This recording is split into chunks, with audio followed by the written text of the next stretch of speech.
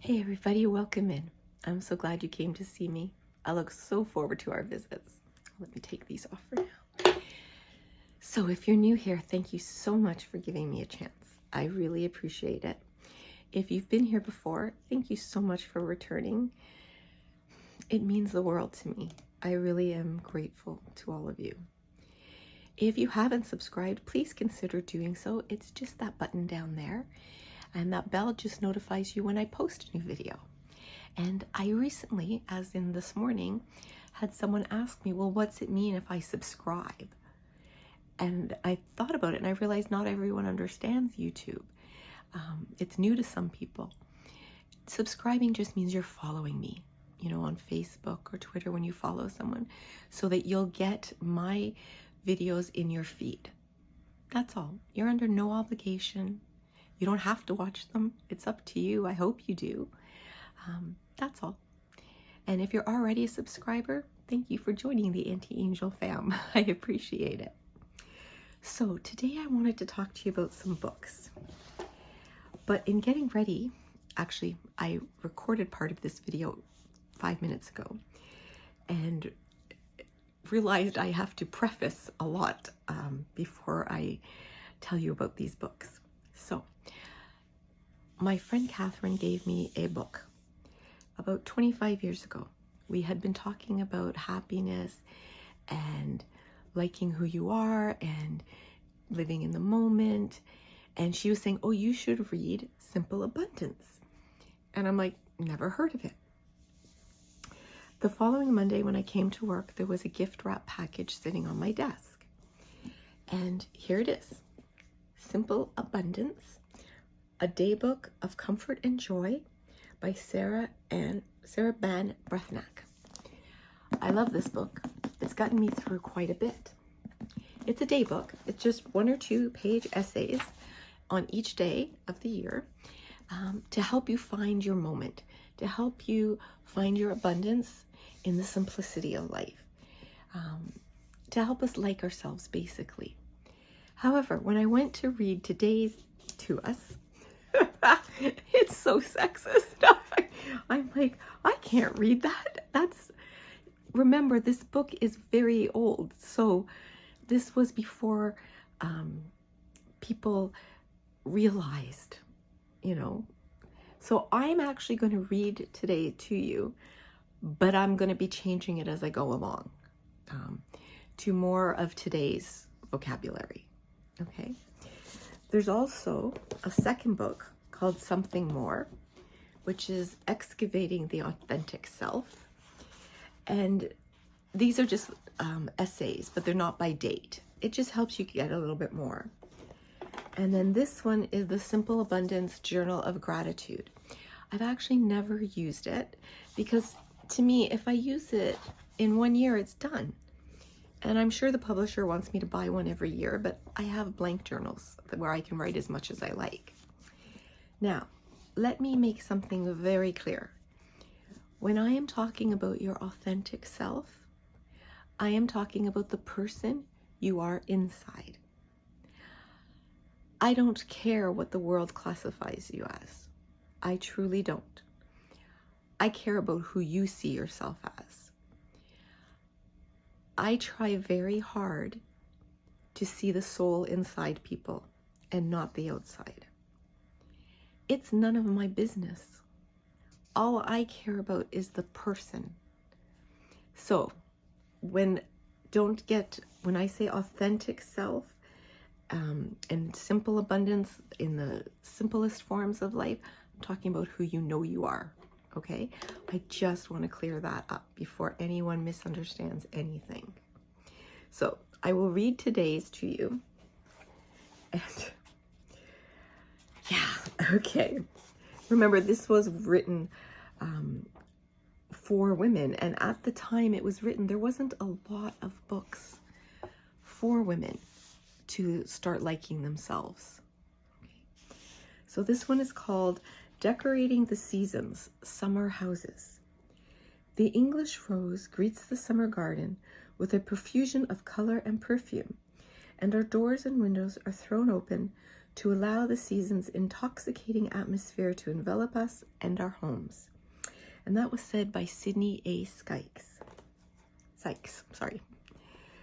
Now, Mother Nature's palette is a rich resource of inspiration for decorating our homes. By bringing the seasons indoors with inexpensive personal flourishes, you'll rarely grow tired of where you live. Now, I believe that. I think that's a lovely thing. You need to put your personal touches on everything around you. Now, this person, Elise King Moreland, wrote in American Homes in 1934. And this is what she wrote, and then I'm going to say it in my own words, okay? Change is an excellent remedy for that tired feeling. And by change, I do not necessarily mean taking a trip. Changing the furniture around is to a woman what taking a vacation is to a man. Nothing seems to refresh me quite so much, or to give me a new lease on life, as seeing my piano in another corner, the sideboard under the windows, or my bed facing another wall. Really?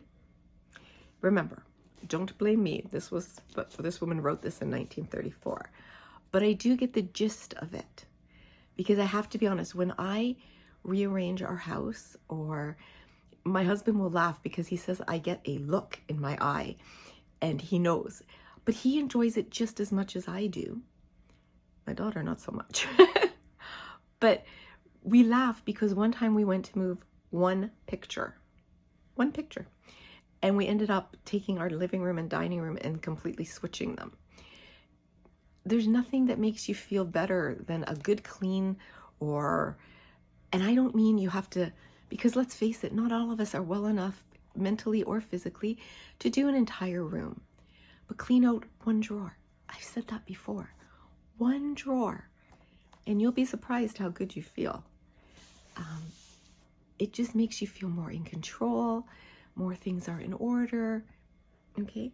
So for me, I say anyone will feel like this. Changing a room around, changing your closet, going through your clothes or shoes and donating some to people who need them can make you feel like $1 million. Okay, so let's keep going and seeing what else we're going to be shocked at. Traditionally, women have prepared their homes for summer by getting rid of anything that was hot or heavy looking. Take a look around your home. Roll up all those hooked and heavy rugs. Stow the needlepoint pillows or covers with ruffled denim or white linen pillowcases. Wealthy women used to slip cover their upholstered pieces during the summer months. Not many of us can do that, but we can cover the furniture with white throws. Fabric remnants are a great buy, usually $2 to $5 a yard. This book is very old. White cotton raised applique bedspreads draped over couches and chairs can be another look. Even large white damask tablecloths found at cottage estate sales can be fetching on a summer frock for furniture. Cover side tables with white muslin. Drape voluminous lengths of fine mosquito netting from a wooden pole. Hang white lace everywhere. Use bamboo shades at your windows. Leave your floors bare or put down sea green mattings over the wall-to-wall carpeting. Clear your mantels and tables. Decorate with secondhand flowers gathered from roadside stands. Oh, seasonal, not secondhand, seasonal flowers from markets. Find artificial flowers in a array of colors. Okay. No. I'm sorry. No. I haven't read these books in a while, so we're not going to talk about them. But I am going to talk about the gist behind them. Because what they were saying is true. If you want to bring spring into your home, bring in colors. The simplest little thing can change the look of a room. I know somebody that said they hated their kitchen, absolutely hated their kitchen. And she said, but she couldn't afford to do anything. So we went on Amazon and we found some very inexpensive knobs and door handles for her cupboard doors, and we changed them. It took us less than an hour, and it brightened up her kitchen. Our kitchen right now needs definitely work, but again, not the time or the money to do it. So I ordered peel and stick flowers and put them all over the kitchen. So it's like a little garden when I walk in, and it makes me happy. And it's not a permanent fix. It's not something that cost a fortune, but it gives me a lift every time I see it. Another thing that you can do is bring in flowers if you're not allergic, and put them out. You can do anything to make yourself like your room better. Think about what gives you happiness. And for those of you that are dealing with something right now, open your curtains. Let the sun in, okay? Let some light in. It'll mirror the light you have inside you. And even if you're going through something right now, that light is there. I can see it. You have the most beautiful spark inside you, and you just have to let it out. Now, the books aren't exactly what I thought they were going to be when I started this video, and I debate whether I should start the video all over with something else, but I think I'm going to stick with this topic because I do believe in simple abundance. I do believe in finding joy in the little things. Changing things around doesn't have to cost you anything. Change your closet. Take your heavier clothes. We're coming into summer. Put the heavier clothes at the back of the closet. Bring forth your lighter weight clothing. Move your shoes around so the heavier shoes and boots are at the top or bottom depending on your height. And put your summer stuff at eye level. Another thing you can do is cook on the barbecue if you have one, or an indoor grill if you have one. Do some veggies and some peppers and, and make a nice salad. I love. My daughter introduced me to this when she was 12. A grilled Caesar salad. She takes the romaine lettuce, she cuts it in half, rubs oil on it, gets it on the grill, grills both sides, chops it up, puts it in, and then the croutons were made on the grill as well, and she chops those up and puts them in. Bacon we did in the oven, that goes in, and she makes the most amazing dressing, and it came from I think a Looney Spoons cookbook by the Podletsky sisters, and it's so delicious. It is so delicious.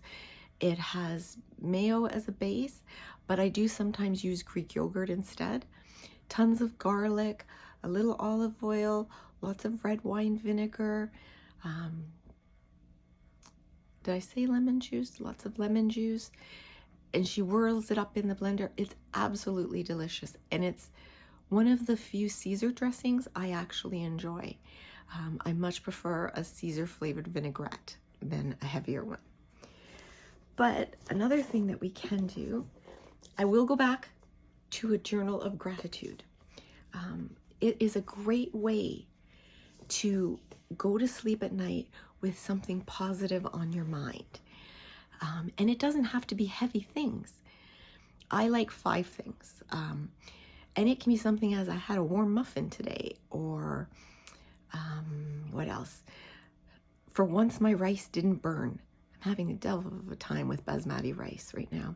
If anyone has any tricks to making it, please leave them in the comments. I really could use a hand with it. I used to be able to, but I don't know what's going on. I have a feeling there's something wrong with my pots, but I think they might have to be replaced, but we'll see. And yeah, just anything that makes you feel grateful. It's a great way to go to sleep at night.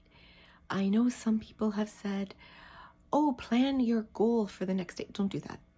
In my opinion, don't do that. It sets you up to worry about tomorrow. And you know what I'm trying to tell you lately? The past is gone. Tomorrow will get here soon enough. Worry about today. Live in the moment. We spend so much time visiting the past that sometimes we miss what's going on. And we have so much worries about the future. Sometimes we miss what's going on.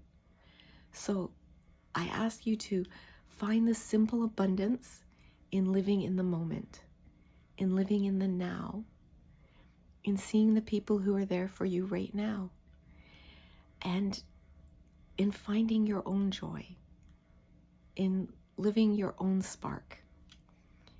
You have so much to give, and you are so much stronger than you think you are.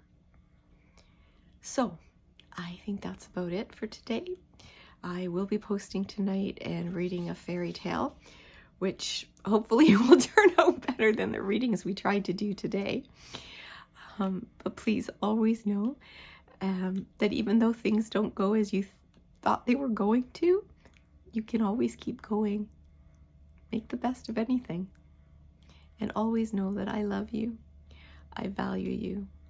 I honor you. And I'm so very glad that you were born.